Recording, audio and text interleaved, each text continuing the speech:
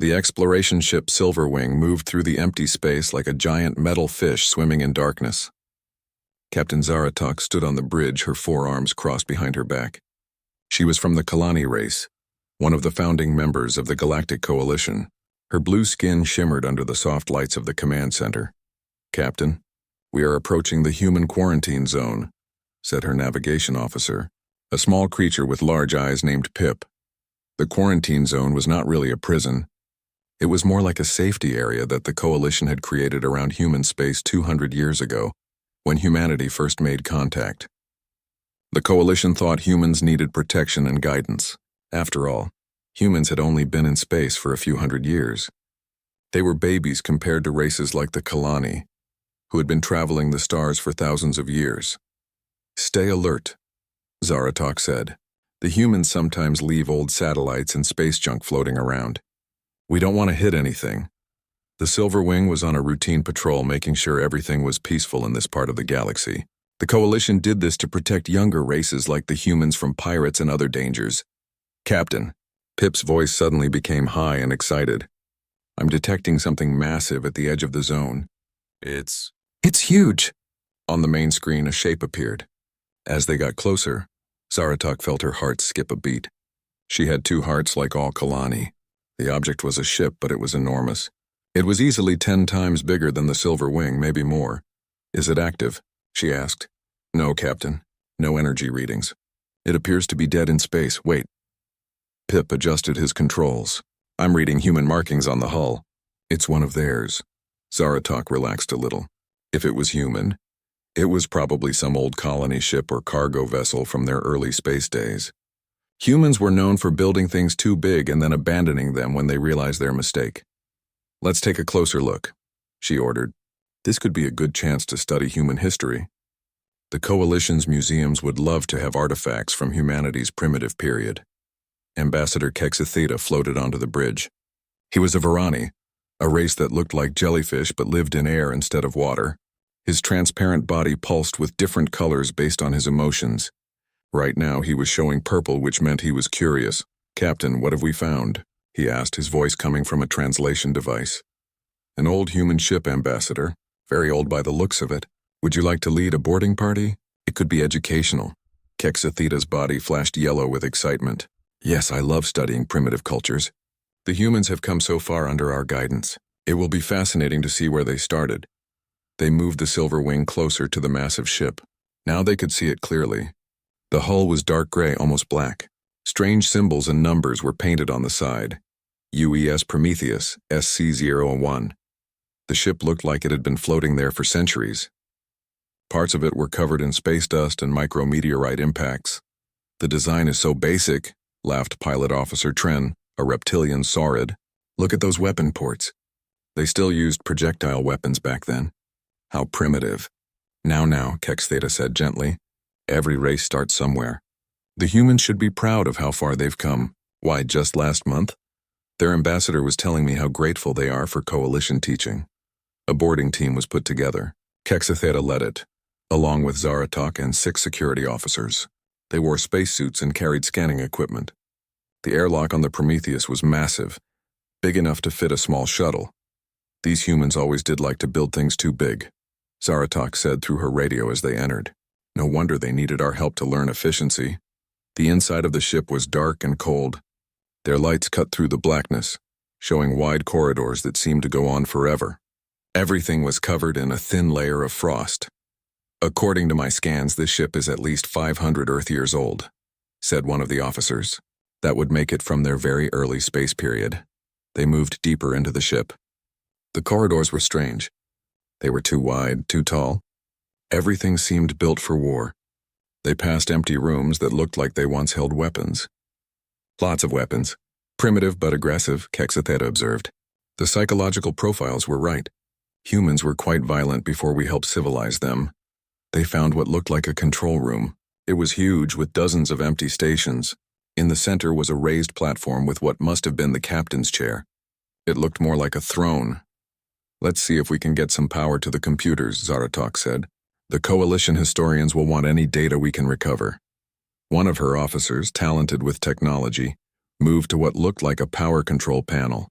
He attached a coalition power cell to it, trying to give it a small amount of energy. Be careful, Zaratok warned. Human technology from this era was known to be unstable. The officer connected the final wire. For a moment, nothing happened. Then a low hum filled the air. Lights began to flicker on one by one. The frost on the walls started to melt. Excellent, Kexatheta said.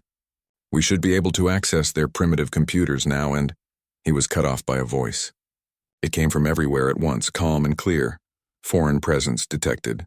Initiating startup sequence. Welcome to the United Earthship Prometheus. I am Aegis, the autonomous electronic guardian and intelligence system. Please identify yourselves. The boarding party looked at each other in shock. The ship's computer was still working after 500 years? That was impossible. Coalition technology could barely last that long, and they were supposed to be far more advanced than old Earth. This is Ambassador Kexatheta of the Galactic Coalition, he said, trying to sound official. We are here on a peaceful exploration mission. This vessel is in Coalition space. Negative, the voice replied. This vessel is in designated Earth Defense Zone 7. Scanning. Galactic Coalition identified. Classified as friendly. Provisional ally status confirmed. However, you do not have authorization to be aboard this vessel. More lights came on. The screens around the control room lit up, showing displays the boarding party couldn't read. The humming grew louder. What's happening? Zaratok asked, worry creeping into her voice. Startup sequence at 10%, Aegis announced. Awakening primary systems. Checking hull integrity. Acceptable. Checking weapon systems. Standby mode confirmed. Checking antimatter containment. Stable. Antimatter? Tren gasped. That's impossible. Humans don't have antimatter technology. Even we barely understand it. Correction, Aegis said. Humanity has possessed antimatter technology for 732 years. Would you like a demonstration? No, Kexatheta said quickly. His body was flashing red now, showing fear. We are peaceful visitors. We mean no harm. Understood. Continuing startup sequence. Broadcasting recall signal to Earth Command. Message sent. Expected response time 47 minutes. The boarding party stood frozen. The dead ship was waking up around them. Panels they had thought were walls slid open, revealing rows of sleeping quarters. Each could hold thousands of crew members. Other panels showed what looked like fighter craft, hundreds of them, all powered down but intact. Ambassador, Zaratok whispered, I think we should leave now. But Kexatheta was staring at one of the screens. It was showing a map of the galaxy. There were 12 red dots scattered around human space. Aegis, he asked, his voice shaking. What are those red markers? Those are the locations of Prometheus-class supercarriers. This vessel is number 1 of 12. All are currently in standby mode awaiting recall authorization. 12. There were 12 of these massive ships hidden around human space. Ships that humanity had never told the Coalition about. Ships with technology that shouldn't exist. The humming grew louder. Throughout the massive vessel, systems that had slept for centuries were coming back to life. The Prometheus was waking up, and the Coalition was about to discover that everything they thought they knew about humanity was wrong. The lights throughout the Prometheus grew brighter with each passing minute. The boarding party stood in the command center, watching as screens came alive with information they couldn't understand. The writing was in human languages, but the technology behind it was beyond anything they had seen. Aegis, Ambassador Kexatheta said, trying to keep his voice steady. Please explain your systems. The Coalition has been helping humanity develop for 2 centuries. We've never seen technology like this. The AI's voice remained calm and pleasant. I am happy to provide information to registered allies. Updating database on Galactic Coalition. Interesting. You have been classified as a protective oversight body for humanity. This is amusing. Amusing? Captain Zaratok stepped forward. What do you mean? I apologize. I should not have commented. Continuing system awakening. Power levels at 25%. Beginning defrost of critical sections. The temperature in the ship was rising. The frost was melting faster now, revealing more details of the ship's interior. The walls weren't just metal. They were covered in a strange material that seemed to shift and move slightly, like it was alive. Officer Tren ran his scanner over the wall. Captain, this is impossible. The hull material is self-repairing. It's actually fixing micro-damage as we watch. This technology is at least 1,000 years ahead of Coalition standard. That is incorrect, Aegis said. This technology is 512 years old by Earth calendar. It is considered outdated by current human standards. The boarding party exchanged worried looks. If this was outdated, what did humans have now? We should return to our ship, Zaratok said. We need to report this to the Coalition Council immediately. Please wait, Aegis said. Earth Command has responded to my activation signal.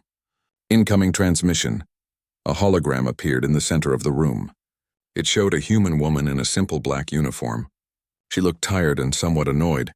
Aegis, this is Admiral Foster at Earth Defense Command. Why have you activated? Your recall code hasn't been sent. Admiral, I have visitors aboard. Members of the Galactic Coalition have boarded and provided power to my systems. I am following Reawakening Protocol 7. The Admiral's eyes widened. She looked directly at the boarding party. Coalition members, I see. How many know about the Prometheus? Just us, Kex Theta said quickly. Admiral, I am Ambassador Kex Theta. We found this vessel by accident. We thought it was a derelict. We mean no harm. Admiral Foster sighed and rubbed her face with her hands. Of course you did. Aegis, what's your status? All systems operational. Antimatter containment stable.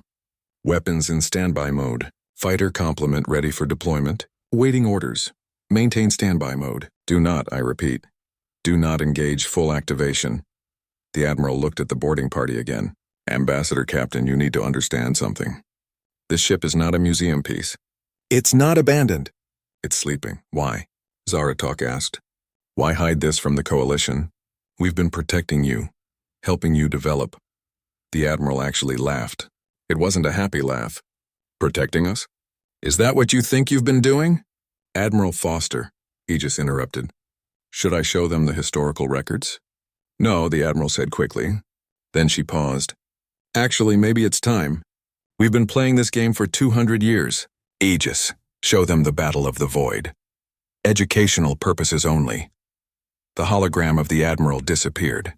The screens around the room changed, showing what looked like historical footage. Space filled with ships, but these weren't Coalition ships. They were something else. Something wrong. The ship seemed to bend reality around them, like space itself was sick where they touched it. The Devourers, Aegis explained, extra-dimensional entities that entered our reality 800 years ago. They consumed energy, matter, and life itself. They destroyed 17 civilizations before reaching Earth's outer colonies. The footage showed human ships engaging the strange enemies. The human fleet was massive, hundreds of vessels like the Prometheus. The battle was brutal, weapons that turned space inside out, beams that deleted matter from existence, fighters that moved faster than should be possible. Humanity lost 40% of our population in the war, Aegis continued, but we adapted. We learned. We won. The final footage showed a massive human fleet surrounding a tear in space itself. They were sealing it, closing the door the Devourers had come through. After the war, Aegis said, humanity made a choice. We had become too good at war, too efficient at destruction, so we stepped back. We limited ourselves. When we made contact with the young Galactic Coalition 200 years ago, we decided to let you think you were protecting us. It was easier than explaining what we really were. The screens went dark. The boarding party stood in stunned silence. This is a lie, Kexatheta said, but his voice was weak. It has to be. Humans are a young race. They needed our guidance. Ambassador, Aegis said gently, would you like to see the fighter bay? Before anyone could answer, a wall became transparent. Beyond it was a vast hangar. Row after row of fighter craft sat in perfect formation. Each one was sleek, deadly, and impossibly advanced. There were hundreds of them, maybe thousands. Each fighter has a micro-antimatter reactor, Aegis explained. Quantum-locked shielding. Probability-based targeting systems that can predict enemy movement. Would you like to see the main weapons? No, Zaratok said quickly.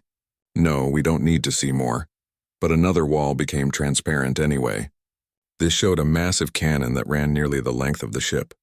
It was beautiful and terrifying at the same time. The primary weapon is a reality spike cannon, Aegis said. It fires a beam that temporarily separates the target from normal spacetime. Very effective against enemies that exist partially in other dimensions. Also works well on normal matter, of course. Tren had stopped trying to scan things. His scanner couldn't understand most of what it was seeing. "How many people did this ship carry?" he asked quietly. Standard complement was 50,000, military personnel, scientists, engineers. The Prometheus was designed to operate independently for decades if necessary. "We have full manufacturing capabilities, food production, even entertainment facilities. The crew quarters you walked past can be brought online in 6 hours. 50,000, Kexa Theta repeated. "And there are 12 of these ships?" "Correct. Though as I mentioned, these are outdated models. The current generation of Earth defense vessels are significantly more advanced." The hologram of Admiral Foster reappeared. "Aegis, that's enough. Ambassador Kexa Theta. Captain Zaratok, you've seen what you weren't supposed to see. Now we need to decide what to do about it." "You've been lying to us," Zaratok said. "For 200 years you've pretended to be weak." "We've been trying to be better," the Admiral replied. "After the Devourer War, we saw what we had become. We had turned into the perfect warriors, but we didn't want to be that anymore. When we found the Coalition, we saw a chance to be something else, to be peaceful neighbors instead of conquerors. But you kept the weapons," Kexa Theta pointed out. "Of course we did. The galaxy is dangerous. The Devourers might come back. Other threats might appear. Someone needs to be ready.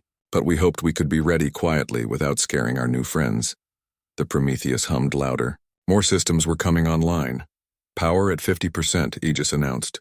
"Shall I continue the awakening sequence?" "No," Admiral Foster said. "Ambassador, you and your team need to leave the Prometheus now.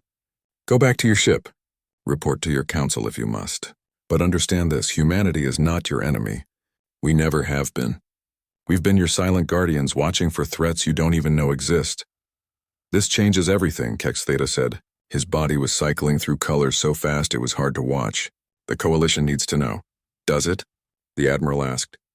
"What will happen when they learn that the primitive humans they've been protecting could destroy their entire fleet without effort? Will that knowledge make the galaxy safer or more dangerous?" The boarding party didn't have an answer. They stood there surrounded by impossible technology, trying to understand a lie 2 centuries in the making. The Prometheus waited around them, patient and powerful, like a sleeping giant that had opened one eye. "Go," Admiral Foster said. "Think about what you've learned. We'll be monitoring the situation, and, Ambassador, the next time you want to board a human vessel, even an old one, please ask first." The transmission ended. Aegis spoke again. "I will maintain current power levels until you have departed. Please follow the lit pathway to return to your airlock. Have a pleasant day." The boarding party left in silence, their minds reeling from what they had discovered. Behind them, the Prometheus continued its quiet humming, awake but not yet fully alive, waiting to see what would happen next. The Galactic Coalition Council chamber was in chaos. Representatives from 47 different species were all talking at once, their voices creating a storm of sound. In the center of it all, Ambassador Kexa Theta floated at the speaking platform, his transparent body flashing red with stress. "Order! Order!" Council President Moraek slammed his ceremonial staff on the floor. He was from the ancient Urini race, tall and thin with skin like polished stone. "Let the ambassador finish his report." The chamber slowly quieted down. Kexa Theta had just finished showing them the footage from the Prometheus. The recording of their boarding party's discovery had been playing for the last hour. Every representative had seen the impossible technology, heard Aegis explain humanity's hidden history. "This has to be a trick," said Representative Dulax from the Batari Federation. "The humans are playing some kind of game. They built a fake ship to seem more powerful than they are." "The scans were real," Captain Zaratok said from her position next to Kexa Theta. "My officer verified everything. The technology is genuine." "Then we must act," shouted Representative Krill from the Warrior Caste Alliance. "If the humans have been hiding such power, they are a threat. We should strike first." "With what?" Kexa Theta asked quietly. "You saw the recordings. One of their old ships has technology we can't even understand. And they have 12 of them, plus whatever newer ships they've built since." The chamber fell silent. It was a difficult truth to accept. For centuries, the Coalition had seen themselves as the protectors of the galaxy, the wise elder races guiding younger civilizations. Now they discovered that one of those younger races had been pretending to be weak. The main doors opened. Everyone turned to look as Ambassador Chen Martinez walked in. She was humanity's representative to the Coalition, a middle-aged woman with gray hair and kind eyes. She had held the position for 10 years and was well liked by most of the council. Now everyone stared at her with new eyes. Ambassador Chen, President Morayak said formally, the council has called you here to answer for humanity's deception. Chen walked to the center of the chamber with calm, measured steps. She looked tired but not surprised. I assume you've all seen the footage from the Prometheus. We have, Morayak said. Do you deny its truth? No, Chen said simply. Everything you saw was real. The chamber erupted again. Angry voices, fearful voices, confused voices all mixed together. Chen stood quietly in the center, waiting. Silence, Morayak commanded. When the room quieted, he looked down at Chen. Explain yourself. Explain humanity's lies, Chen nodded. First, I need to tell you about Earth's history. Not the version you know, but the real one. A hologram projector rose from the floor. Chen activated it, showing an image of Earth from space. Humanity achieved faster-than-light travel 1,207 years ago, she began. We spread across our local stars quickly. Too quickly. We were aggressive, competitive. We fought among ourselves even as we expanded. The image changed, showing human colonies, then human wars. Ships fighting ships, all human versus human. Then, 800 years ago, the Devourers came. The image changed again, showing the strange, reality-bending enemies. They came from a dimension where the laws of physics were different. They consumed everything they touched. Energy, matter, life, even the fabric of space itself. The coalition representatives watched in horrified fascination as the hologram showed the war. Human fleets throwing themselves against an enemy that shouldn't exist, whole planets being consumed, billions dying. We were losing, Chen continued. The Devourers had destroyed 17 other civilizations before reaching us. We found their remains, studied their failed attempts to fight back. We learned from their mistakes. The image showed humans adapting, building new weapons, new ships. The Prometheus-class vessels appearing in shipyards. We turned ourselves into weapons, Chen said, her voice sad. Every human colony became a fortress. Every citizen became a potential soldier. We rewrote our entire civilization for one purpose: survival through victory. The hologram showed the final battle. The human fleet, massive beyond imagination, sealing the dimensional rift. We won, Chen said, but the cost was our soul. We had become something terrible. A race built entirely for war. Our children played with toy weapons. Our entertainment was battle simulations. Our entire culture had become about fighting and winning. She paused, looking around the chamber. After the war, we had a choice. We could continue as we were, probably conquering the galaxy within a few centuries, or we could try to be better. The hologram changed, showing the early coalition, young and hopeful. When we found you, Chen said, you were beautiful. 40 races working together in peace. You had conflicts, yes, but you solved them with words, not weapons. You were everything we had forgotten how to be. So you lied to us, Representative Dulac said accusingly. We let you make assumptions, Chen corrected. When you assumed we were young and primitive, we didn't correct you. When you offered to protect us, we accepted gratefully. It gave us a chance to learn from you, to remember how to be something other than warriors. And it worked? Asked Representative Suler from the Peaceful Worlds Collective. Chen smiled sadly. Look at me. I'm a diplomat, not a soldier. My daughter is an artist. My son is a teacher. We have entire generations now who have never held a weapon. That's because of you. Because the coalition showed us a better way. But you kept the weapons, President Morahek pointed out. Of course we did, Chen said. The Devourers are still out there somewhere. The rift is sealed, but maybe not forever. And there might be other threats. Someone needs to be ready. She touched the hologram projector. It showed a map of the galaxy with 12 red dots. The 12 Prometheus-class carriers are positioned around human space, but not to threaten you. They're positioned to protect you. Each one watches a different vector of space. If something comes from the void, from another dimension, from anywhere, we'll know. You made yourselves our secret guardians? Kex Theta asked. We tried to, Chen said. For 200 years, human monitoring stations have watched for threats you don't even know exist. 3 times we've quietly destroyed dangers before they could reach coalition space. You never knew because we didn't want to frighten you. The chamber was silent for a long moment. Show us, Morahek said finally. Show us these threats you stopped. Chen hesitated, then activated the hologram again. It showed something that looked like a living asteroid covered in teeth and eyes. 6 years ago, this entered the galaxy from deep space, a void predator. It eats biological matter on a planetary scale. It was heading for the Kalani homeworld. Zaratok gasped. Our world? But we never detected anything. Because the human stealth cruiser Whisper intercepted it 3 systems away, Chen said. They destroyed it quietly. No fuss, no panic. Just another day of watching the dark. She showed 2 more examples. Each time humanity had acted secretly to protect the coalition. Why not tell us? Representative Krill demanded.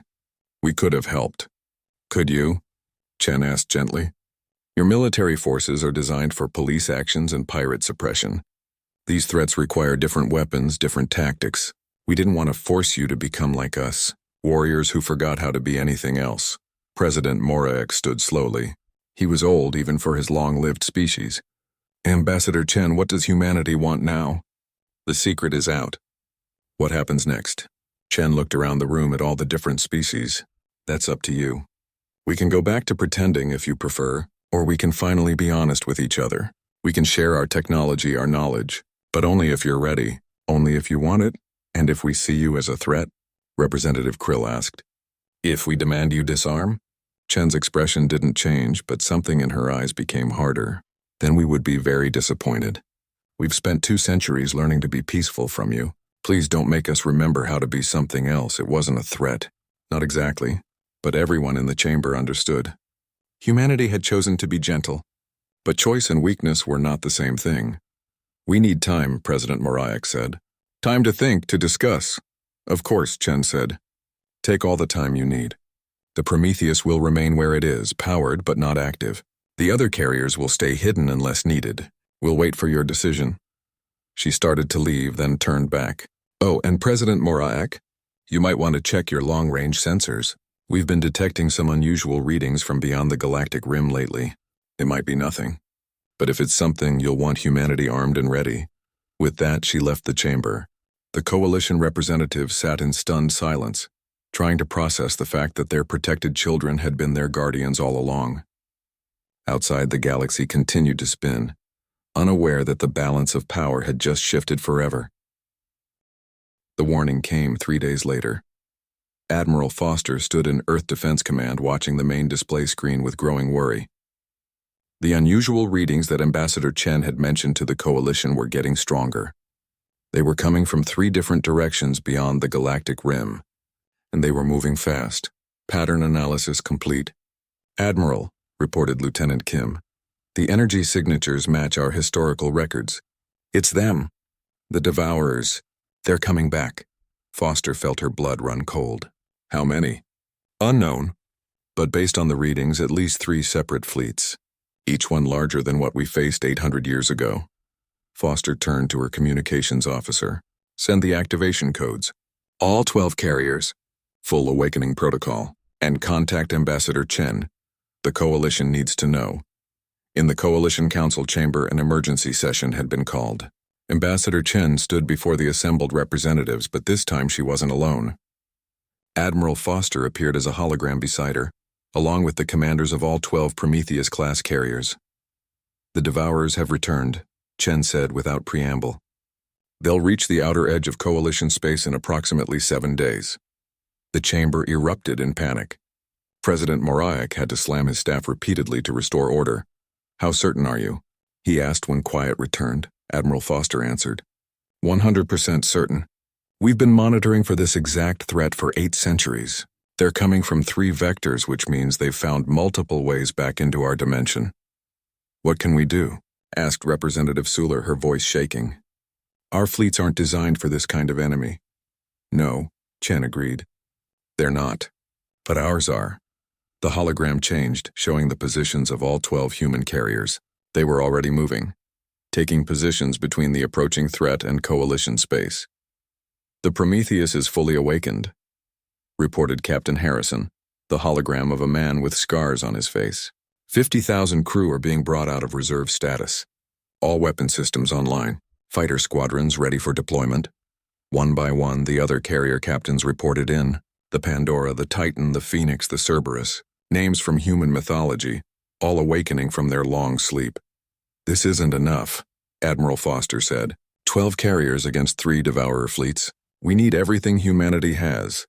Chen nodded and turned to the Coalition Council. President Moraek, I formally request permission to reveal humanity's full military assets within Coalition space. Permission?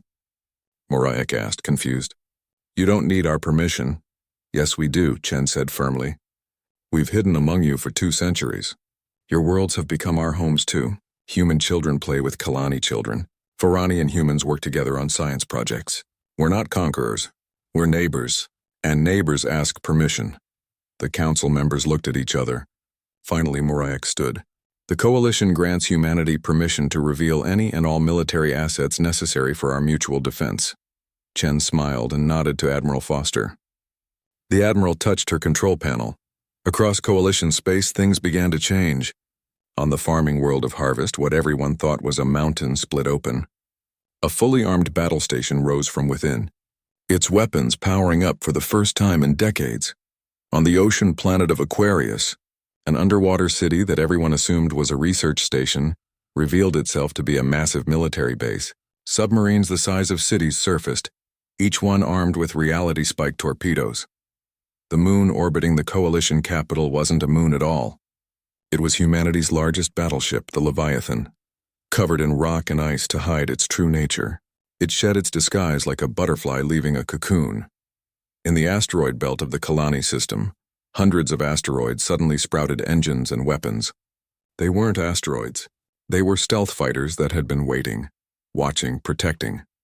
The Coalition representatives watched in stunned awe as the true extent of humanity's hidden fleet revealed itself. Space stations, battleships, cruisers, destroyers, fighters, thousands upon thousands of vessels, all hidden in plain sight. How? Zaratok whispered. How did we never notice? Because you weren't looking, Chen said gently. You saw what you expected to see.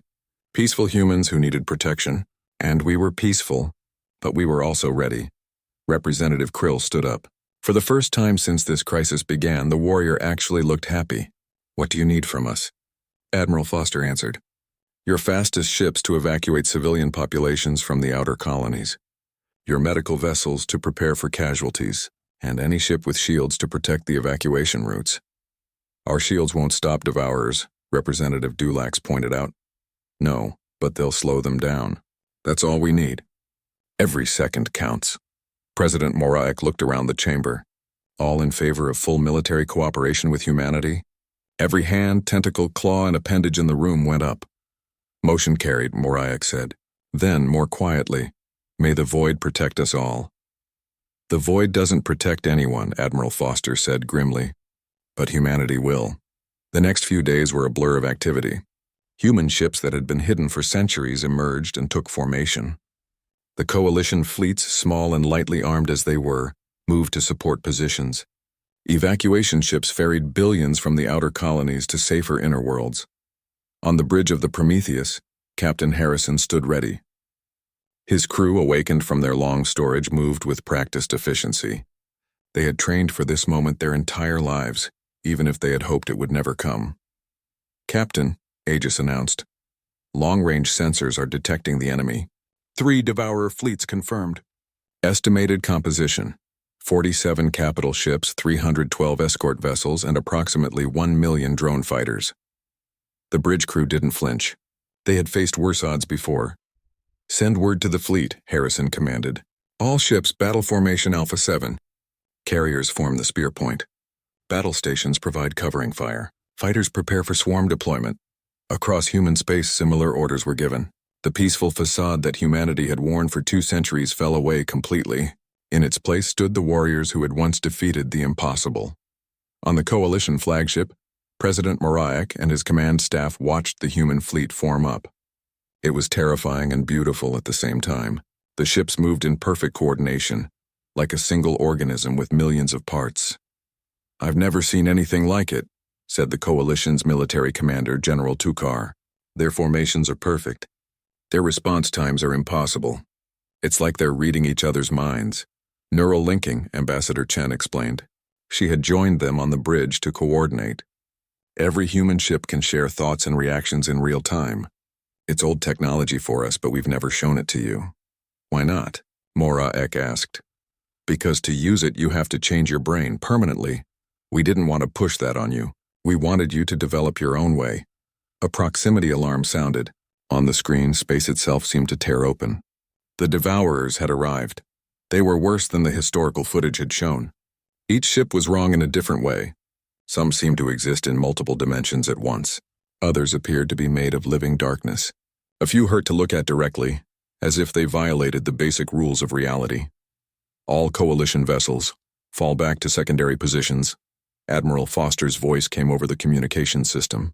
Humanity has the front line. General Tukar started to protest, but Moraek put a hand on his shoulder. Let them work, old friend. This is their fight. They've been preparing for it longer than our civilization has existed. The human fleet surged forward. The 12 carriers led the charge, their reality spike cannons charging with energies that made space itself ripple. Behind them came the battleships, the cruisers, the destroyers. And flowing around them all like a silver river came the fighters, millions of them. Each one piloted by a human willing to die to protect the galaxy. For Earth, Captain Harrison said quietly on the bridge of the Prometheus. For humanity. For the Coalition. For the future. For the future. His crew roared in response. The two forces met in a collision that lit up the void. The Second Devourer War had begun. And this time, humanity wasn't fighting alone. They were fighting for their friends, their neighbors, their chosen family among the stars. The Devourers had returned expecting to find easy prey. Instead, they found humanity awakened, armed and absolutely furious that their peaceful retirement had been interrupted. The galaxy was about to witness what humans could do when someone threatened their friends. The battle raged for 6 hours, 6 hours that felt like 6 years to everyone watching.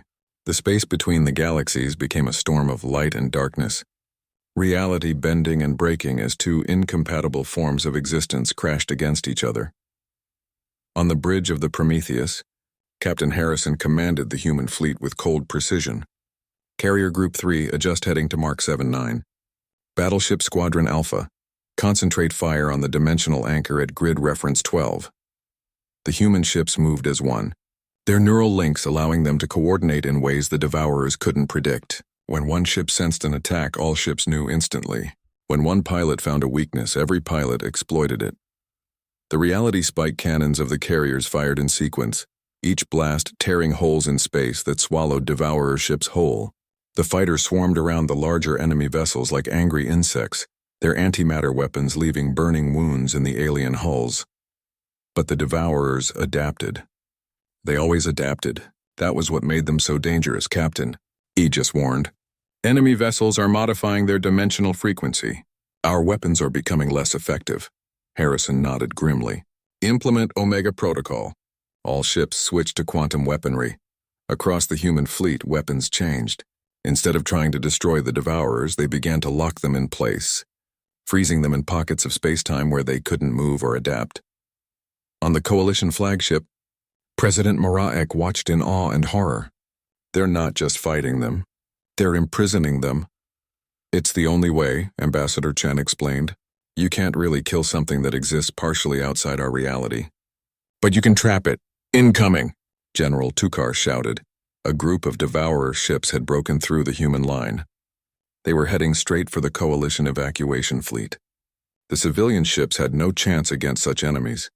All Coalition military vessels formed defensive barrier, Moraek commanded. The Coalition ships, small and weak as they were compared to the human fleet, moved to protect the civilians. Their shields wouldn't stop the Devourers, but they might slow them down. Then something amazing happened.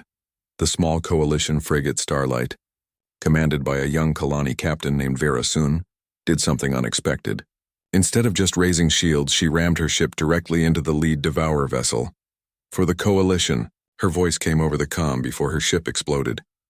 The explosion did little damage to the Devourer, but it did something else. It inspired. More Coalition ships began ramming attacks, sacrificing themselves to buy time. Each impact was like a candle against a storm, but together they began to matter. The Devourers were slowed, confused by enemies that chose to die rather than flee. My God, Admiral Foster whispered from Earth Defense Command. They're fighting. They're actually fighting. Captain Harrison saw it too. All human vessels adjust formation. Create Pocket Delta 7 around the Coalition fleet. Protect them at all costs. The human fleet split, forming a protective shell around the Coalition ships. The carriers turned their massive guns on the Devourers, threatening the evacuation fleet, vaporizing them with concentrated fire. Coalition vessels, this is Captain Harrison. You've done enough. More than enough. Fall back. We've got this. But the Coalition ships didn't fall back. Instead, they began working with the human fleet. They couldn't match the firepower, but they could spot targets, relay information, and rescue human pilots whose fighters were destroyed. It was messy. It was desperate. But it was working. Then Aegis detected something. Captain Massive energy surge from the primary Devourer flagship. They're opening another rift. They're calling for reinforcements. Harrison's face went pale. They were barely holding against 3 fleets. If more came through, can we stop them? Negative. The rift is already forming. Estimated time until reinforcement arrival, 4 minutes. Admiral Foster's voice came over the command channel. All ships, all ships. This is Earth Defense Command. Prepare for Emergency Protocol Zeta. Ambassador Chen, still on the Coalition flagship, closed her eyes. No, not that. What's Protocol Zeta? President Mora Ek asked. It's our last resort, Chen said quietly. If we can't win conventionally, we detonate every antimatter core in the human fleet simultaneously. The explosion would destroy everything within 10 light years. The Devourers, our fleet, your fleet, everything. The bridge went silent. You would destroy yourselves to save us? Morak asked. To save the galaxy, Chen corrected. But it might not be necessary. Look. On the screen, something unexpected was happening. Ships were emerging from hyperspace. Not Devourer ships. Not human ships. Other ships, dozens of civilizations' vessels appeared. Some were ancient and powerful. Others small and fragile. They came from every corner of the galaxy. This is Elder Corvith of the Ancient Dominion, a voice announced over all channels. We have been watching. We have been judging. And we have decided. Humanity showed us that strength can choose kindness. Now we choose to stand with them. The Ancient Dominion hadn't left their home system in 1,000 years. But here they were, their crystalline ships glowing with power older than most civilizations. This is Swarm Queen Zekth of the Hive Collective. The humans protected our breeding worlds in secret for 50 years. We return the favor. The Hive ships, billions of tiny vessels acting as one, flowed into the battle like a living wave. More and more ships arrived. Races that had never fought before. Races that hated each other. All united by one thing. Humanity had protected them, helped them, watched over them, and never asked for anything in return. The Devourer reinforcements emerged from their rift to find not a weakened human fleet, but a galaxy united. Every species, every world, every civilization that could fight had come. Captain Harrison stood on his bridge, tears running down his scarred face. All ships, all species, all friends. This is Captain Harrison of the Prometheus. Today we fight as one. Today, we are all guardians of the galaxy. Let's show these monsters what happens when they threaten our home. The United Fleet attacked. It wasn't coordinated like the human neural link. It wasn't perfect, but it was powerful in a different way. Each species fought in their own style, creating chaos the Devourers couldn't adapt to. The crystalline weapons of the Ancient Dominion shattered Devourer shields. The biological acids of the Hive Collective ate through their hulls.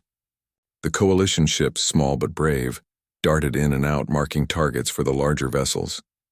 And at the center of it all, the human fleet fought with renewed fury.